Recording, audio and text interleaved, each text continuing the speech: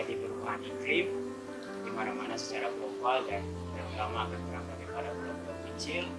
Salah satunya terjadi di Pulau Osing. Kita lihat fakta-fakta yang ada tentang jarak tangkap ikan saat ini sudah terjadi mulai berubah sekali antara tahun yang sebelumnya dan sekarang. Dahulu orang bisa tangkap ikan di area kampung saja, sekarang sudah mulai harus jauh dan biaya yang banyak.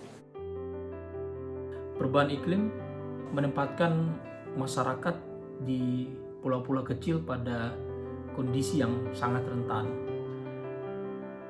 Mayoritas masyarakat ini sangat bergantung penghidupannya di sumber daya alam laut dan pesisir. Ketika ekosistem terganggu, itu berpengaruh terhadap produktivitas daripada masyarakat pesisir dan pulau-pulau kecil ini.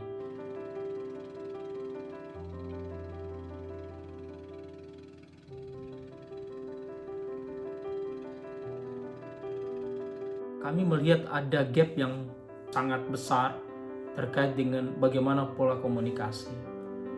Pola komunikasi ini masih ada pada wilayah urban, masih ada pada wilayah-wilayah akademik, masih ada pada wilayah-wilayah konferensi, sehingga orang membicarakan perubahan iklim ini dari satu konferensi ke konferensi yang lain, dari sosial media dan sebagainya. Tetapi di saat yang bersamaan, masyarakat yang terkena dampak langsung daripada perubahan iklim ini, terutama pada sumber penghidupan mereka, tidak memiliki informasi yang cukup bahwa apa yang sedang terjadi gitu. Masyarakat melihat fenomena ini sebagai fenomena yang biasa saja gitu. Krisis ini sebagai hal yang biasa saja, sebagai takdir gitu. Kita butuh proses penyadaran, adanya pengetahuan terkait dengan krisis iklim ini.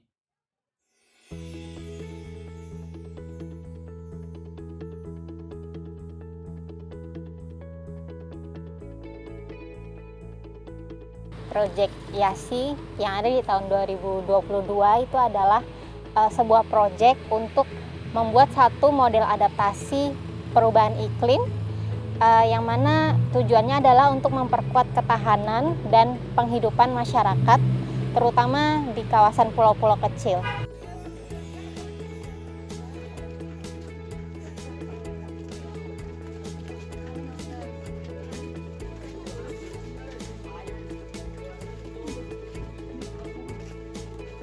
Immersive learning itu adalah pembelajaran untuk para pemuda di Pulau Osi untuk mengenal langsung kondisi situasi yang ada di desanya.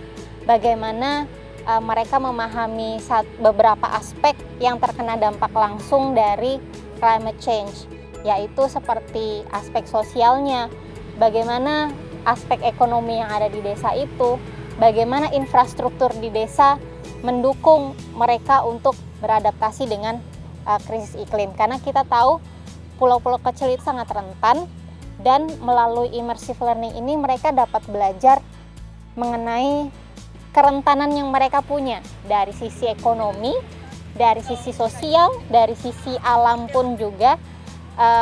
Melalui immersive learning mereka dapat memahami realita yang mereka punya itu seperti apa di pulau, sehingga itu metode kami untuk mengkomunikasikan perubahan iklim itu bagi mereka. Pola komunikasi yang kami lakukan adalah partisipatif, yang mana membersamai masyarakat untuk mengidentifikasi dampak daripada apa itu perubahan iklim, dampak daripada perubahan iklim ini pada sektor kehidupan mereka, baik di ekonomi, sosial maupun ekosistem itu seperti apa, dan kami mengembangkan co-design atau mendesain bersama solusi untuk perubahan iklim, dan pada akhirnya ada beberapa prototipe untuk adaptasi perubahan iklim yang kami kembangkan gitu bersama dengan masyarakat.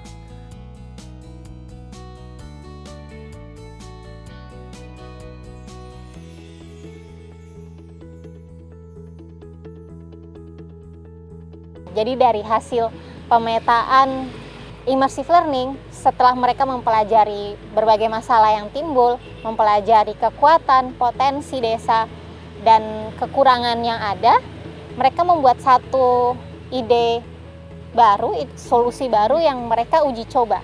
Dan menariknya adalah melalui co-design ini, ide yang dihasilkan itu adalah hasil pemahaman mereka terhadap apa yang mereka lihat di desa, dengan kerentanan yang ada di desa, sehingga dari pemahaman mengenai kerentanan yang mereka punya, potensi yang mereka punya, mereka menuangkan itu ke dalam satu uji coba, solusi uji coba yang mereka buat sendiri. Ada beberapa inisiasi yang dilakukan. Dibuatlah salah satu rumah pengering sebagai salah satu prototipe.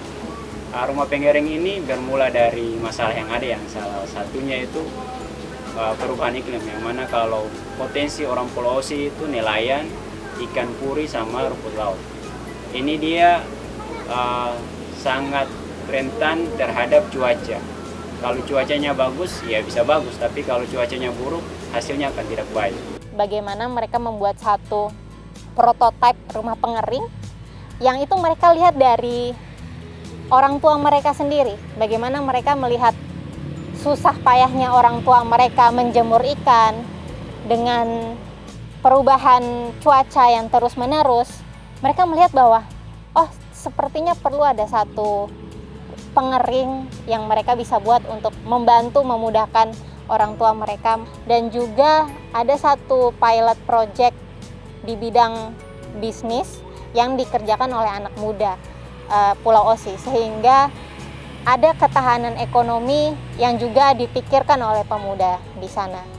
Kedesain workshop ini yang menurut Beta selaku Ketua Ikatan Pelajar Mahasiswa Pulau Osi sangat berdampak sekali buat adik-adik mahasiswa, adik-adik pelajar dan pemuda, teman-teman pemuda, karena dengan belajar bersama, melihat kondisi yang ada, alam, sosial masyarakat, hasil itu tentang mapping stakeholder, itu dia sangat berpengaruh penting untuk menambah referensi untuk beradaptasi dengan perubahan iklim. Pengalaman kami bekerja bersama dengan masyarakat di Pulau Osi, kami merasa bahwa penting sekali untuk kita mengarus utamakan komunikasi dan penyadaran perubahan iklim ini di masyarakat di akar rumput, terutama di pesisir dan pulau-pulau kecil, tentunya dengan pendekatan yang sangat partisipatif. Tugas kita adalah bagaimana menerjemahkan bahasa-bahasa yang rumit terkait dengan krisis iklim ini, kemudian konsep-konsep yang mungkin sangat aplikatif yang bisa diaplikasikan bagi masyarakat di pesisir dan pulau-pulau kecil, dengan menggali pengetahuan apa yang mereka punya, menggali modal sosial apa yang mereka punya untuk menghadapi krisis iklim ini.